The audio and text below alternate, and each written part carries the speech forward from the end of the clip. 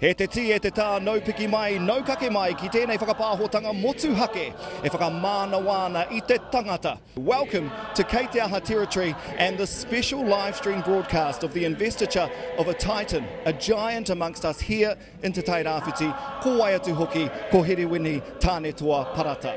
Nōku te honore me te whiwhi ki te kawe mai i te pōtai o te korona. Ki mua i te aroaro o tāne toa me tana rangatira a mohaere. Engari te kāhui kāhika o Ngāti Porou. Te au, koe te āti pihopa o tēnei whakapono hau Māori.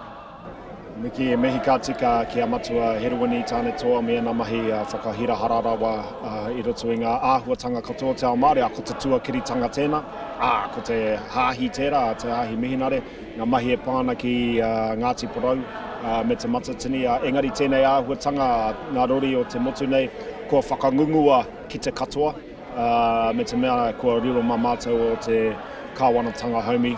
Te whakanui te pūtea ka whakapaua ki te whakatika mai. Nau mai e tā kahaere tāua ki roto ki te ao whānui. Ki reira, ka tū te ihi, ka tū te wana, ki runga ki te rangi, tui o nei, tui o.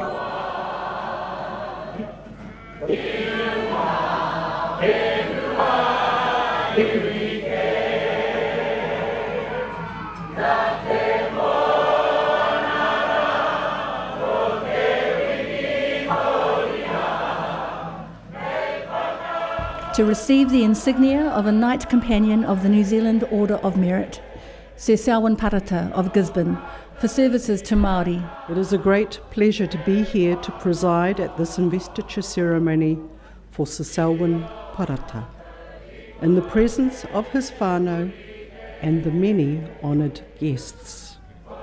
Te Selwyn Parata, please come forward.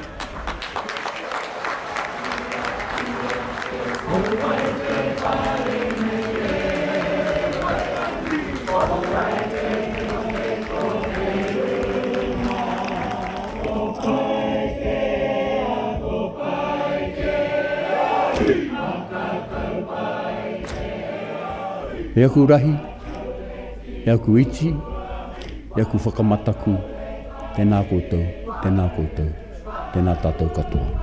Tēnā koutou, I tau mai I te papatipu o Uepohatu, anei e Uepohatu, e tūnei. Nā reire kore mutu ngā mihi, kia koutou, kia tātou.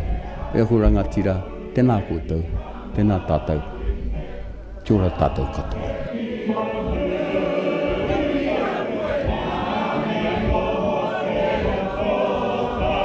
We